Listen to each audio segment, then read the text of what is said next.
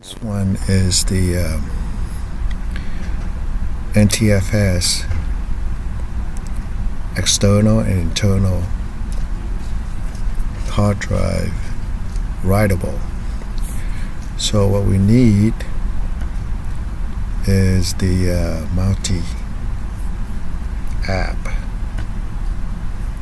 So we have to download the Mounty app, and then we install the Mac Fuse 4.8.2. Then we just mount it. So even with the Windows OS, it can mount also. So we can read and write to it. For example, we take this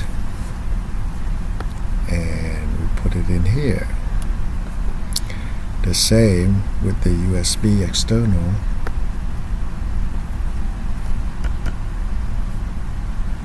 So this here. Okay? It's very good. And this one is Sonoma on Ryzen 7 Pro 4750.